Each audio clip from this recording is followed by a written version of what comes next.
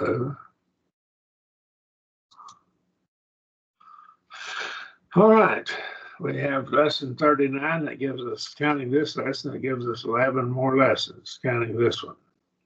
And we'll finish the book. And we should finish that by the end of next semester.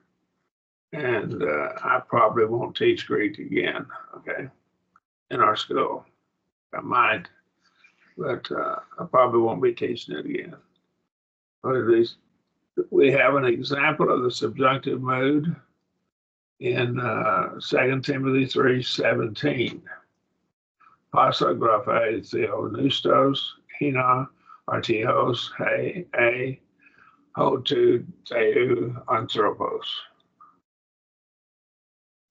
And so every scripture inspired of God, and theonoustos is from theos. I'll break it apart, theos, and nuo is to breathe. And so it's God breathed, inspired of God, God breathed. In order that,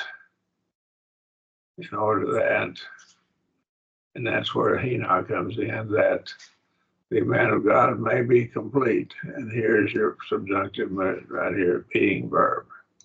Subjunctive. Okay. All right. Any questions? Subjunctive mood is a different mode or mood. Some grammarians call it mode. I'll write it over here, mode instead of mood. They write mode instead of mood in some grammar books. But that's essentially the same thing. All verb conjugations that we've had so far have been the indicative mood or the indicative mode. And remember way back in section 3, one of the first lesson, we learned that mood or mode has to do with the manner of affirmation, how it's affirmed. That is, whether the statement is made as a fact, that would be indicative mood or mode, or in some other way. The indicative states the action as a fact, including negative declarations. It said it could be a fact, or it may deny that it's a fact, but it would still be indicative.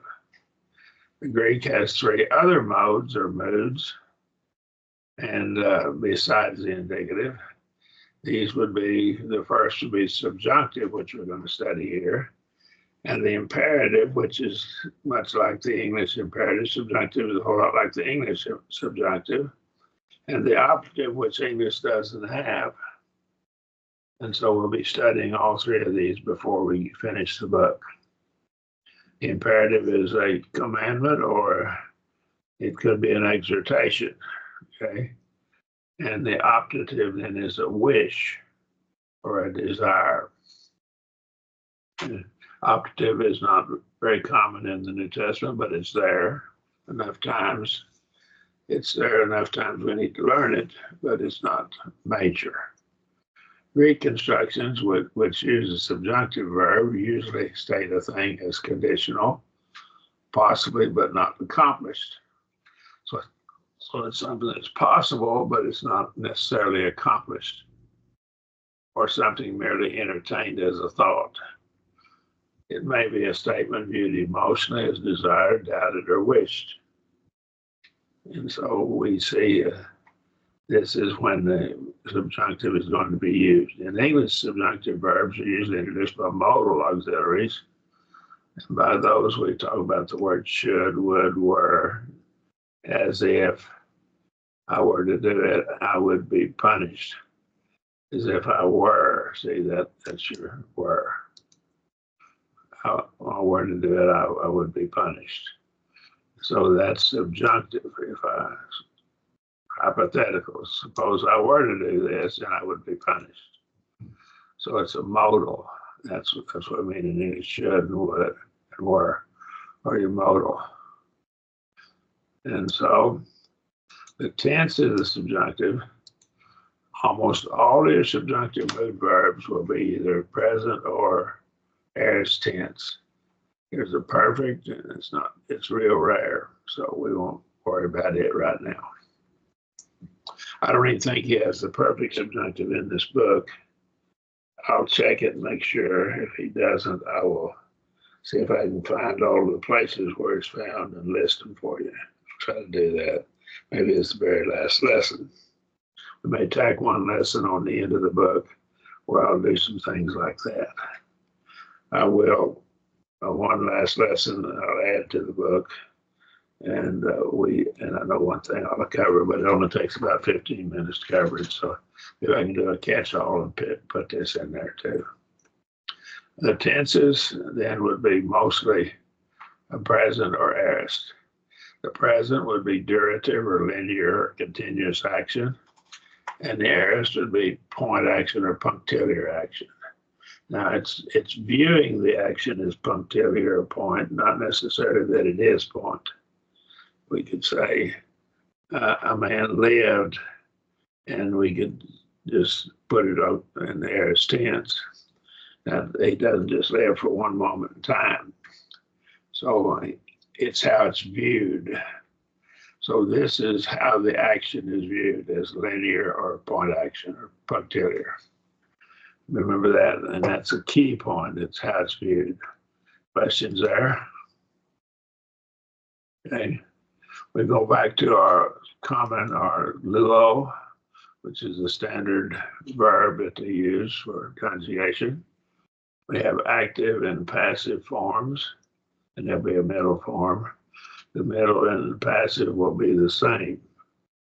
Active and passive and middle, I'm sorry, middle and passive. Did I say middle and active? Middle and passive will be the same. Singular, we have singular and plural, luo, lues, lue, luomen, luete, luosi.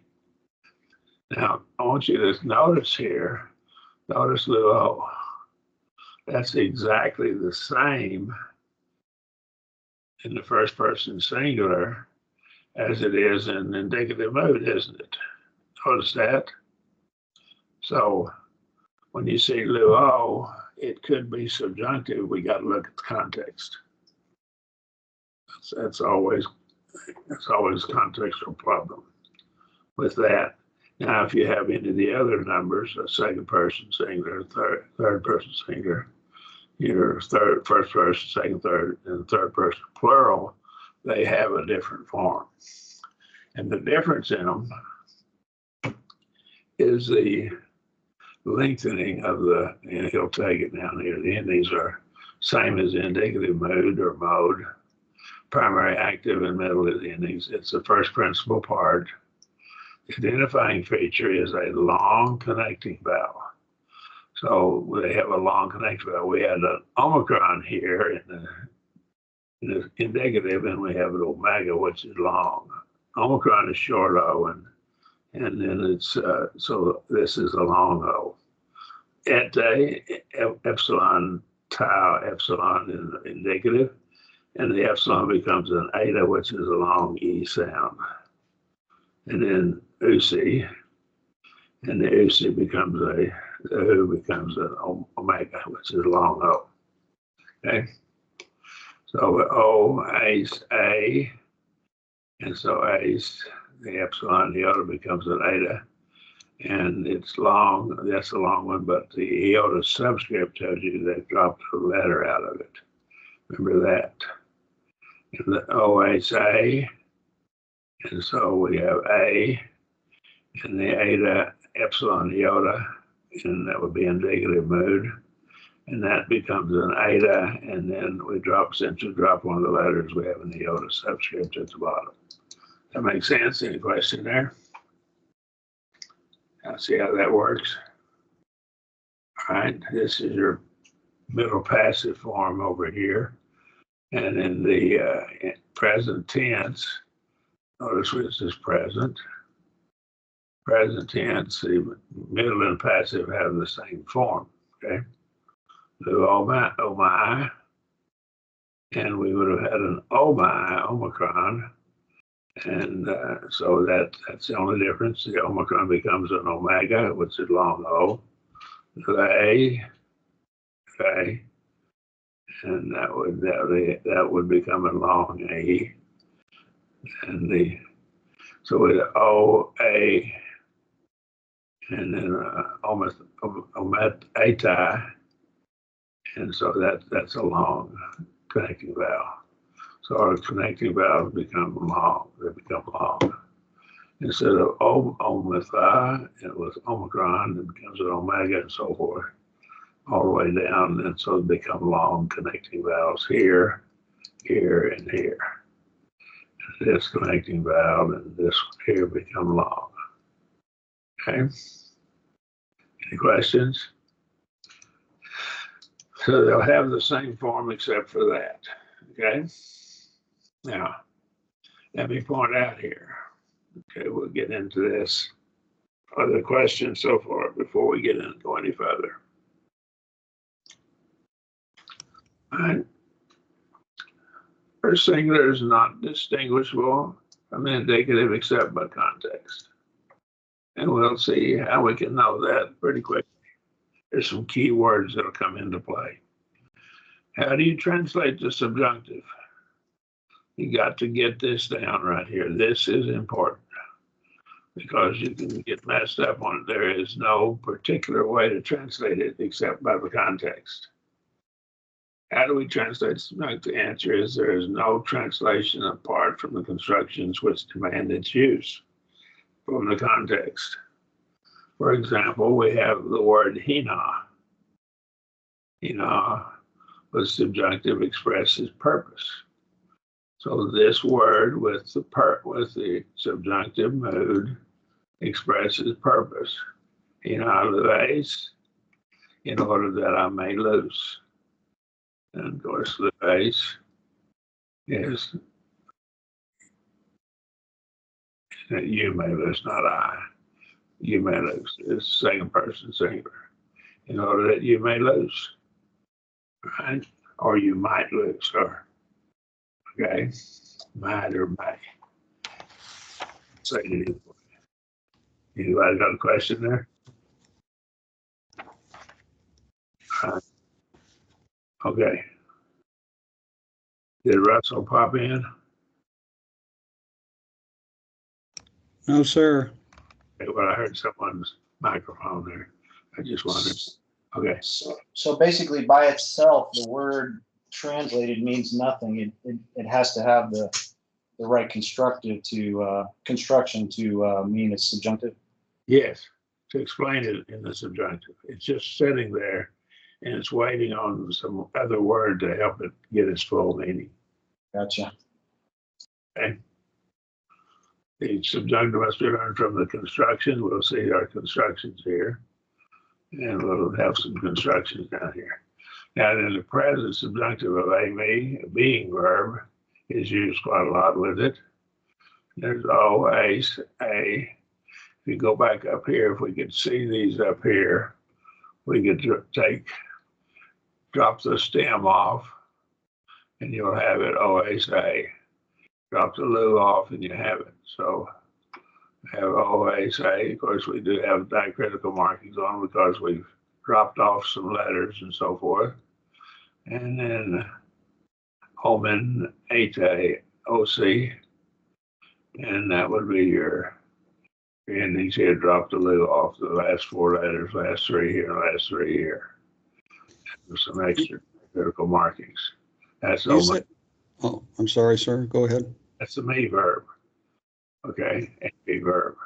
I am being verb. Go ahead. Yeah, the eta sigma, you indicated that in the subjunctive you have a lengthening of the vowels. Yes. What specific vowels are being used for the eta sigma in this case? Are we talking epsilon iota sigma, and that's lengthened to the eta sigma? Yes. And then what happened is this iota is one of the letters that got dropped off. See this iota subscript? Yes. That tells you dropped a letter off. Okay, that's what that's telling you. So the iota was dropped and the epsilon was lengthened to eta. Yes. Okay. Thank you.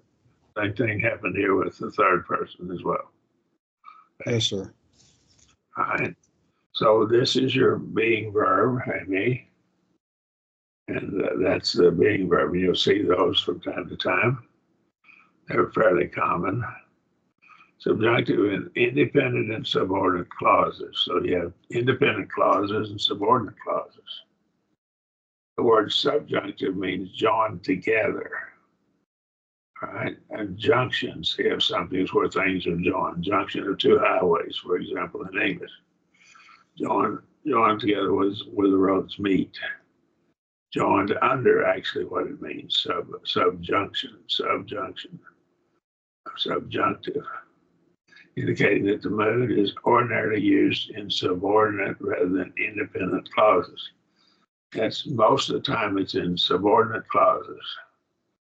These clauses are introduced by subordinate conjunctions. And here are your main subordinate conjunctions here, right here. I'll highlight them here. Aeon, if, that's an if.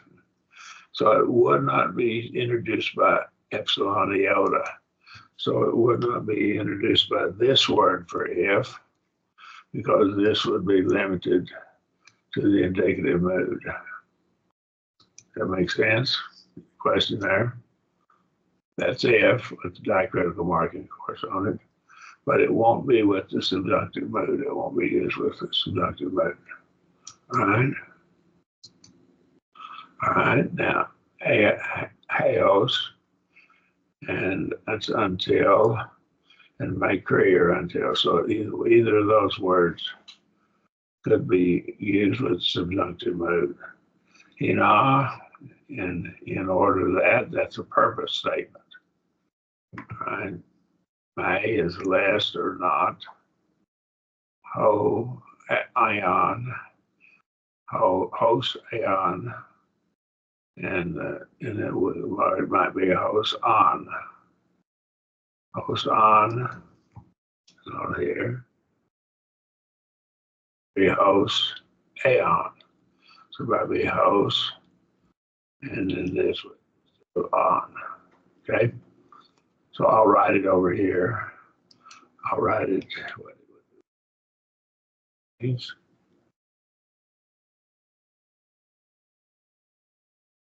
could be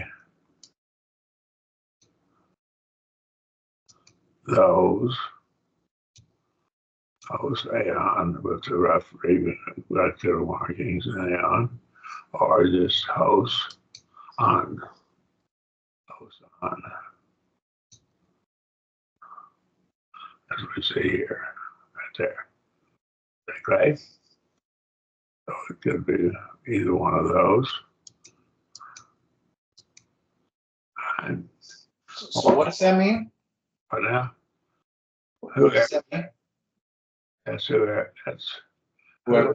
who might be or who possibly could be, say. And so it's kind of iffy, see, okay? And who might be, whoever.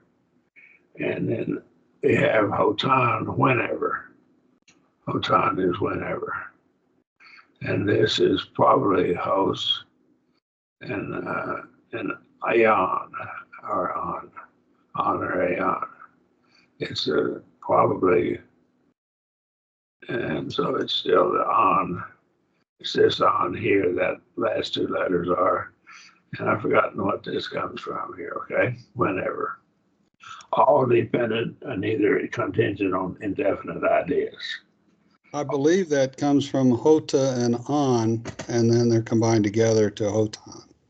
Yes, I think you're probably right. And hota's when, and then the on adds the uncertainty about the when. Yeah. Come on. Come on. So I wanted to correct my spelling on me.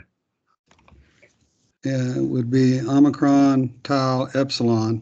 You've got a letter in between there, I think. I can't get my mouse to move now. Okay. It's going to correct. It's got spell check. It's going to fix me. It doesn't think I know how to spell this. Okay. Yeah. You needed to delete one of the omicrons. I know. But I can't. Omicron, tau, epsilon. most of them make it into a capital won't. Because they got a period before it's trying to create grammar. So now that's what you're talking about right there. When I put it in symbol mode, now you can see it. It's got an epsilon on it. It should be an epsilon here, okay? That makes sense? I think that's what you got, okay? With the rough breathing on it. All right? That's where this come from. I think you're right there, okay? All right, any questions? We can go back and see where it came from. It's going to go, I got through under all those corrections. All right, wasted a lot of time on that. Sorry about that. All right, okay. Any questions? That's where those come from. See, this may, eta is kind of iffy, and iffy not, and on is definitely iffy, and aeon is iffy. And these others go with this as well, aeon and if. In both English and Greek, the verb in the main clause in a few instances in the subjunctive mood. So, and it has a few instances in the main clause. That would be mine to love in commands, wishes, and prohibitions. That's where you find it, in those things. Right? Most of the time it's in a subordinate clause. Right. In Greek, the subjunctive is used in 4 independent constructions. So here's 4 times it's used in independent. So that would be your independent construction. The subordinate clauses are probably more common, okay? And here's the first one you have, and that would be in the subjunctive mood. And hortatory, now that's exhortation. Expressions where you're exhorting someone, okay? Emphatic future negation. Ume, that's an emphatic negative. And anytime you have ume, because the may can't go with, normally doesn't go with the indicative mood. Prohibitions. So you can see them in prohibitions. You have 2 kinds of prohibitions. You can have present tense, you can have aorist tense prohibitions, okay? We'll get to those later. And then deliberative questions, right? All of the uses are in subordinate clauses. These are your 4 uses. And just deal with subordinate clauses first. If we mind here, in clauses, we have clauses of purpose. Subjunctive, hina, and hopos are used in the subjunctive, present, and aorist telic. This is from the word teleos, and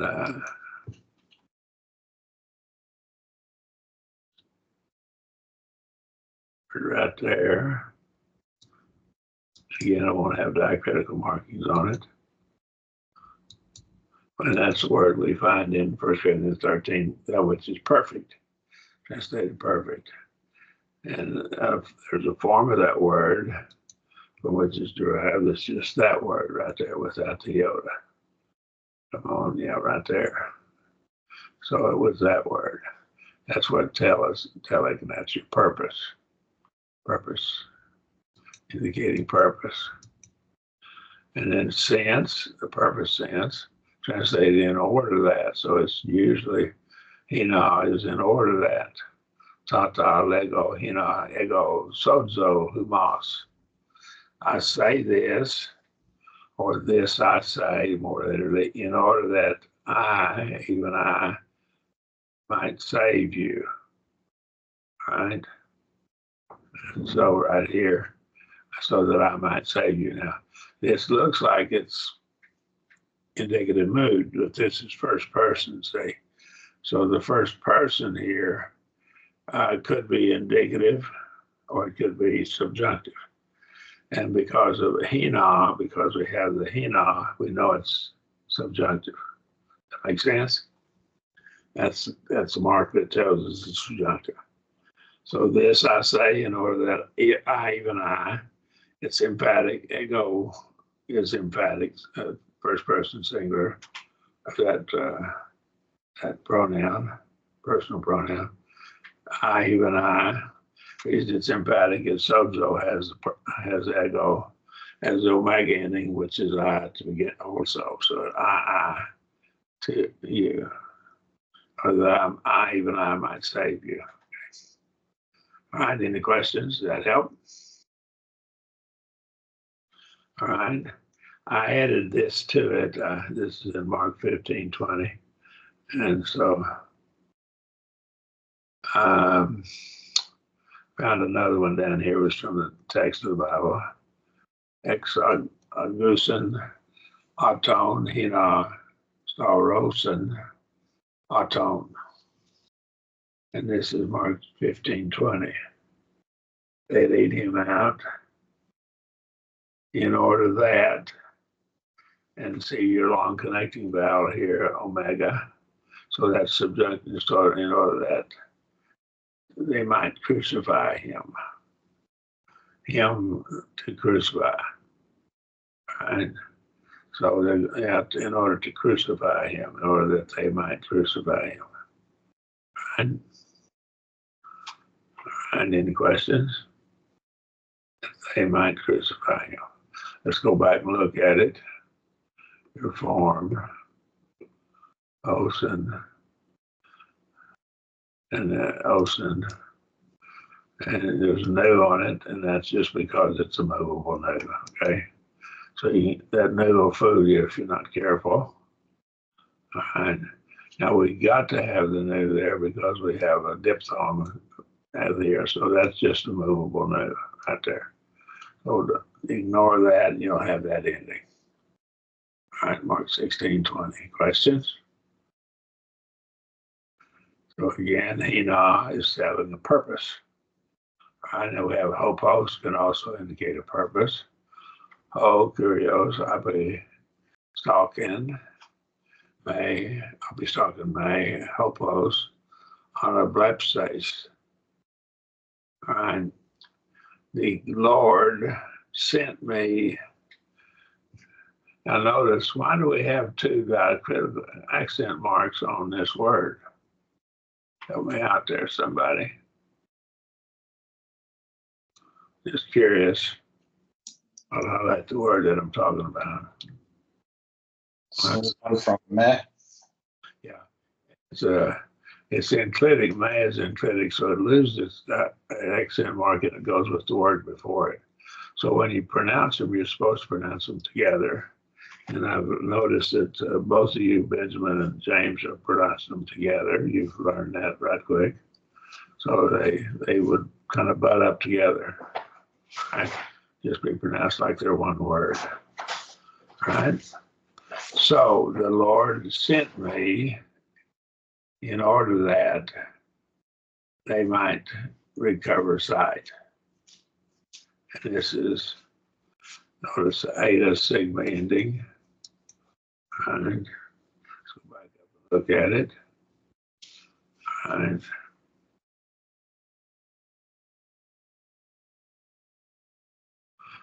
they might recover sight. It's you might recover sight. I said they. I was looking at that. That was singular. So it's this form here. You might receive. It's this ending right at the last two letters here. So that's your ending. Okay. Oh, it just has to sometimes. Okay. So it's a question. Yes. So is there, what is the difference then between hina and hopos? Oh, I really don't know. There's not a lot of difference. There's some difference. We'd have to look them up and see what the grammarians say about them. But they both get this idea. We can go into it if you like. In fact, it might be good if we would.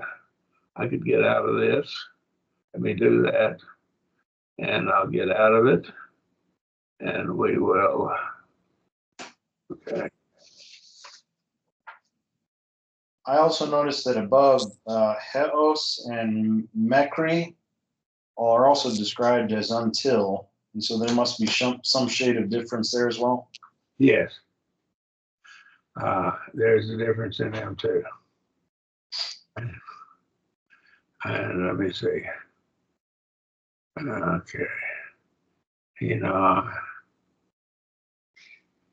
Okay. Listed right here. Hopos. Okay. I'm going to get into those and we'll find them right quick. And those are good to use. I'll stop sharing. Share again.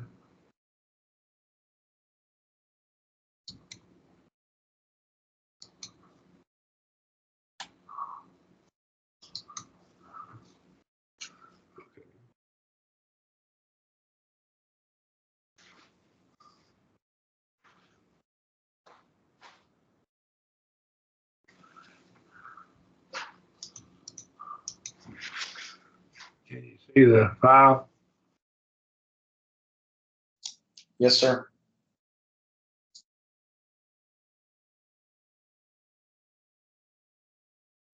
All right.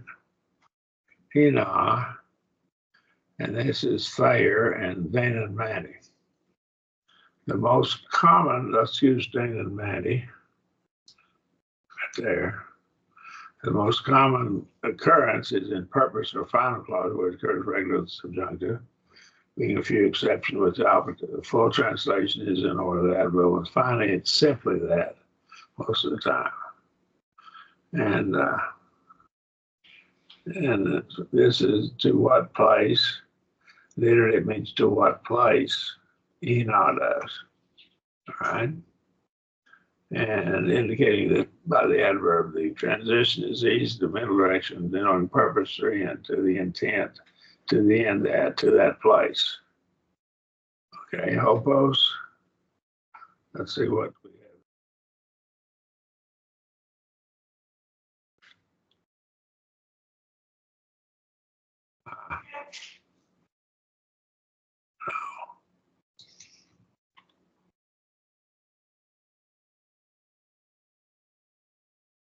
Let me get back up here.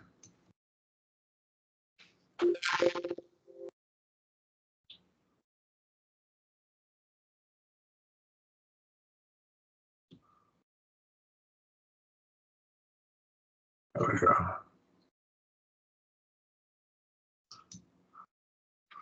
All right. I hope I got the right word here.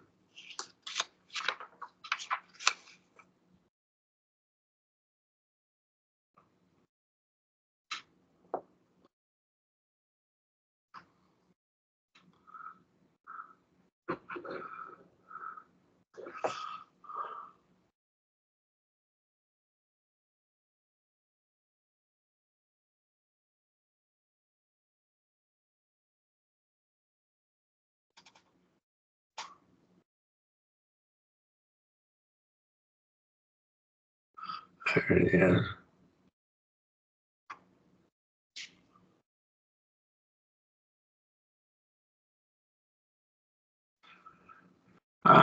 It doesn't tell us the difference in them. I'm sorry. I thought maybe we'd find it in here somewhere. I'll probably need to research that a little more, okay? You'd have to go into some other sources. I can't help you there. Sorry. All right. Sorry about that. What were the other two words we were wanting to know? Mekri and Eheos.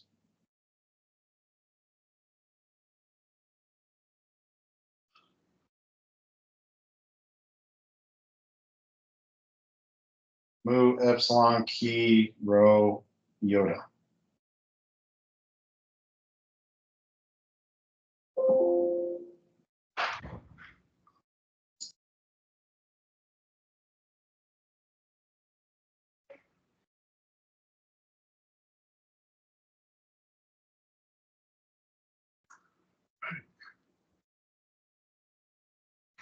Epsilon. Key. Chi. Okay.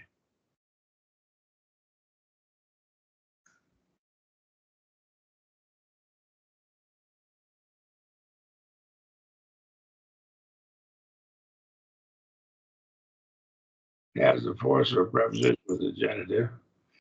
And, okay, and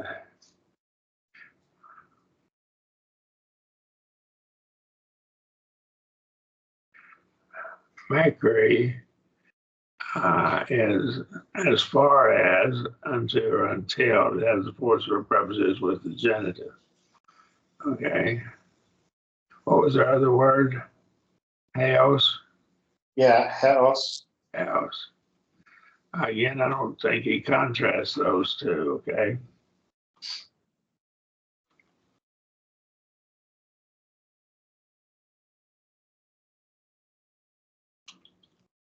Epsilon, omega, sigma.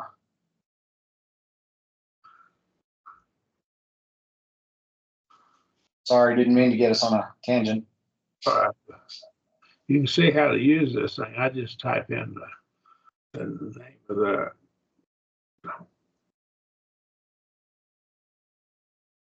or word of the alphabet, letter of the alphabet.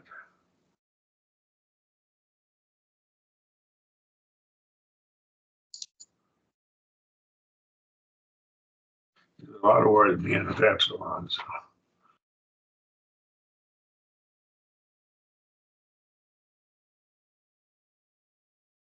A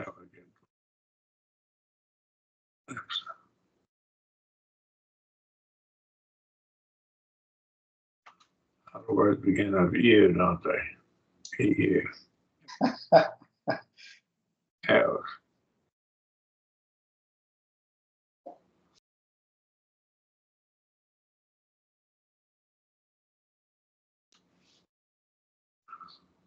But it doesn't help us there either, does it?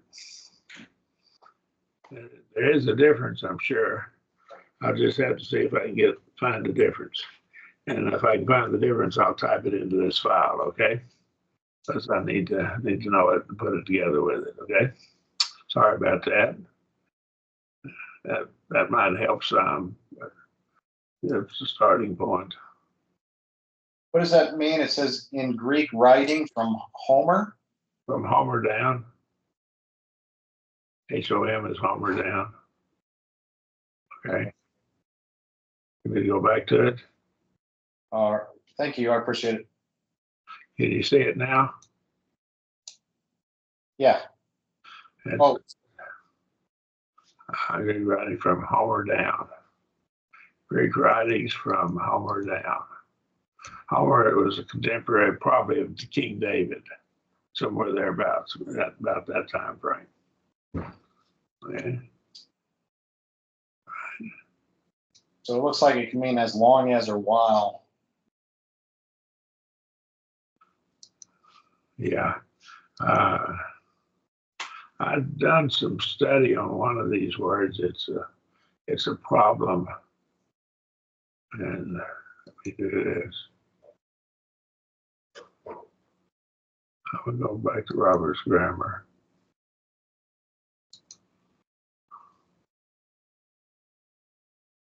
There we are. We should be back in Roberts again, are we? Yes, sir. Okay. I will look up my study on this. I did some work on it. A preacher friend of mine pointed some things out to me on it.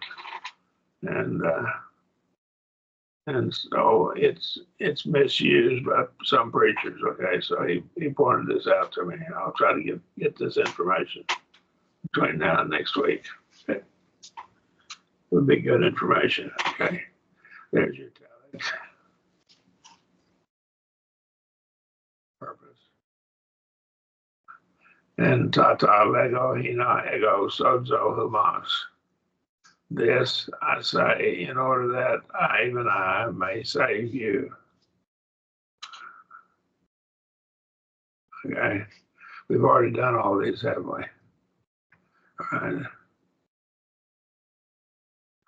And we went through all of those. Okay. Now, and we have clauses of fearing. We're just about to the end of the material. Okay. Let me say this. Let's just kind of stop right here and start on section 308. And I'll see if I can come up with some information on this later, okay, before class next week. That's good material. Good question. A very good question. Let's go to start at section 308 next week. And about 7 minutes, we'll start the next class. Okay. At 20 after. I'll log in. Started at 25 after. Okay, let me get out.